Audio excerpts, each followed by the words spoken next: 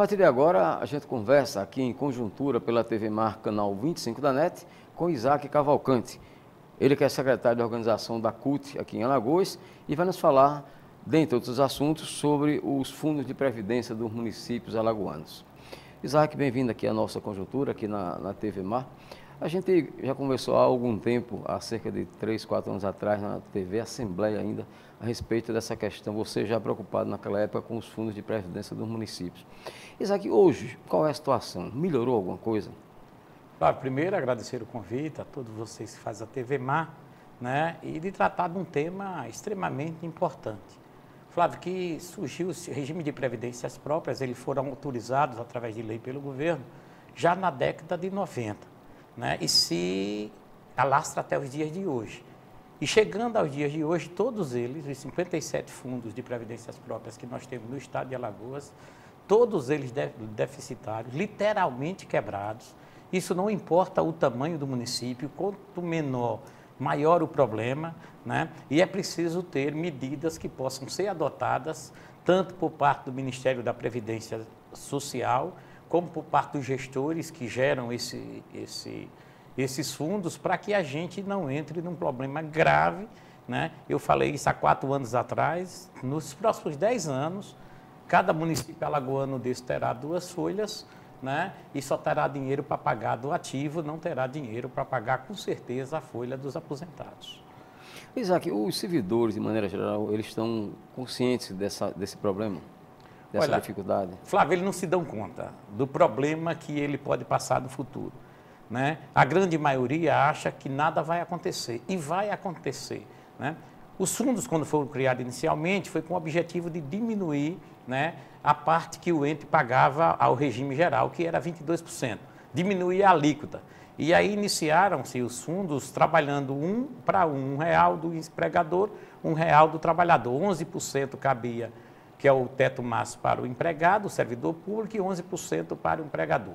No decorrer desse período, foi se ajustando essas contribuições, né? Mas foi verificando que ela era insuficiente. Hoje, na maioria dos municípios, já é 22%, né? O município arca com mais 2% de despesas administrativas que sai do próprio fundo, mas o problema maior não é da gestão e desses números. O problema maior é da sonegação, né, e da falta do investimento correto em papéis, ou na poupança, ou em letras do Tesouro, ou em títulos bancários, através desse fundo que são deficientes, têm pouco capital e, logicamente, por ter recursos pequenos, eles não são atrativos para o mercado financeiro. Então, são vários problemas que nós estamos atravessando. Nós temos uma política do salário mínimo, né, que vai agora até 2019, ela já tem quase 10 anos, mais de 10 anos que ela existe, e que ela valoriza o salário mínimo pelo IPCA, né, e pelo PIB do país, o crescimento do PIB nos últimos 2 anos. Isso tem agregado o salário mínimo ganho real, né, nesse período acima de 14%. A mesma coisa não ocorre com a aplicação dos fundos, que a maioria deles são em poupanças ou em papéis de CDBs de banco, que estão rendendo menos de 6% ao ano. Portanto, essa conta não vai bater. Mas a maior gravidade está na sonegação. O prefeito, os gestores descontam do servidor, sequer passa a parte que ele desconta do servidor, eles vivem pagando folha líquida para o fundo de previdência, é fácil notar isso, né? Mas fecham a LRF, quando vai fechar o balanço, pela folha bruta. Eu não sei como é que os escritórios contábeis conseguem fechar essa conta. A informação do Fundo de Previdência em todos os municípios alagoanos, sem exceção, nunca bate com o valor informado na folha bruta de efetivos, que é contabilizada no balanço para se verificar o limite da LRF. Eu costumo, nas mesas de negociações, perguntar ao gestor qual é o dado verdadeiro. É esse do balanço ou é esse da Previdência? Porque no balanço tem um montante de despesa de pessoal bem maior do que é informado de folha de trabalhadores efetivos para fim de contribuição. Então, existe a sonegação, existe a transferência abaixo do valor, né? E quando ocorre o parcelamento, Flávio, pior ainda, porque tem uma auditoria, aí os prefeitos são obrigados a fazer o parcelamento, mas é como fosse a galinha tomando conta do galinheiro. Ele parcela para 20 anos um débito que ele não devia existir, na verdade. Ele parcela isso para um período máximo de 240 meses e até 300 meses que o regime permite. A partir daí, ele passa a pagar o parcelamento, mas não paga, na verdade, o que representa a contribuição do mês seguinte, né?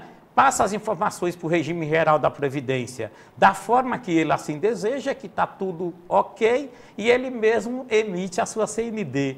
Ele se garante que a certidão negativa de débito com a Previdência dele esteja exata, que não está. Qualquer pequena auditoria, qualquer olhar em cima dos fundos de previdência vai verificar todas essas distorções. Tanto na informação que eles passam para o regime geral, lá para o INSS, que não é verdadeira, né? E muitas vezes, Flávio, o presidente desses fundos é um servidor público concursado, né? Não sabe o risco que ele está correndo no futuro em pagar até com seu próprio patrimônio. Isaac, vocês da CUT têm tomado alguma providência do ponto de vista legal para acabar com essa situação? Olha, eu estive em duas ou três oportunidades tratando desse tema com pessoas que eu compreendo que fosse o responsável direto. Tratei uma vez numa sessão pública na Assembleia Legislativa com o ministro da Previdência, o Pimentel, né? E ele escamoteou, disse um pouco que não tratava cabia aos órgãos fiscalizadores dos municípios tratar disso, né? E eu já estava pedindo socorro, porque os órgãos do município não dão conta. Tem presidente de fundo de regime próprio que assinava o talão de cheque em branco para o prefeito. Assinava todas as ias do talão. Quando eu fiz o apelo ao ministro, era no sentido de encontrar na Previdência Geral, na Previdência Social, uma porta de fiscalização desse processo.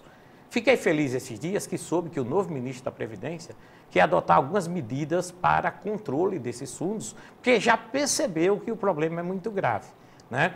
E a ideia do novo ministro é que todos esses fundos sejam gerenciados pela Caixa Econômica, né?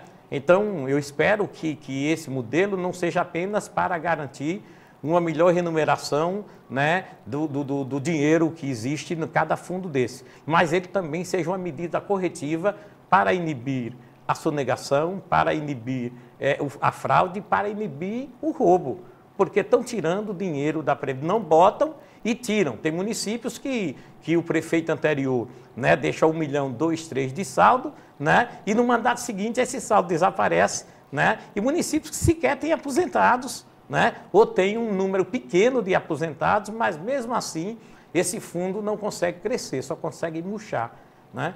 Então, nós entregamos, Flávio, nós tivemos por 2 oportunidades no Ministério Público Estadual, né? Nós temos um relatório que passa, né, o espelho desses 57 municípios, a realidade, e a gente aponta onde estão as falhas. Não precisa ser especialista, não precisa ser um grande economista, né? Os dados são muito simples de ser analisado, é entrada e saída, no final do mês, saber se a contribuição caiu em conta ou não, né? E se o saldo está sendo, se o valor retirado daquele saldo foi para pagar a folha de ativos e aposentados, que também é declarado no balanço do município. Então, você sabe quanto tem de ativo e quanto é que tem de aposentados, portanto, o valor debitado ao regime não pode ser maior do que a folha bruta paga a esses beneficiários. Isaac, de que forma você pode aproveitar esse espaço para explicar aos servidores dos municípios da importância desse fundo de previdência? Olha, o servidor tem que ter consciência que aquele fundo lhe pertence e que aquilo fala da vida dele, né? A maioria dos servidores públicos nos municípios alagoanos tem, em média, 45 anos, né? Uma parte disso são professores, que se aposentam, no máximo, daqui a 10 anos, com 25 anos de sala de aula, né? E eu tenho clareza absoluta, se não for dado um basta nesse tipo de responsabilidade que está sendo cometida contra os fundos de pensão, daqui a 10 anos, o Fundeb, que tem recursos garantidos de 60% para a folha, vai ter apenas condições de pagar a folha do ativo, porque aquilo que deveria estar no fundo de previdência do regime geral não vai estar. O que é que vai acontecer? O professor não vai se aposentar com 25 anos de sala de aula, daqui a pouco vai vir aquela medida da bengala. O professor vai estar na sala de aula com a bengala apontando o quadro, porque ele não vai ter outra opção. Ou continua no ativo, porque aí terá recursos garantidos da verba do Tesouro Nacional através do Fundeb, ou se ele migrar para a Previdência, não tem, com certeza, né, a garantia de que os seus salários serão pagos dentro do mês. E que tipo de ações, Isaac, vocês têm tomado, que tipo de iniciativa, no sentido de convencer a esses servidores municipais de tomarem alguma providência, tomar alguma iniciativa também? Primeiro, a consciência de classe, tem que ter.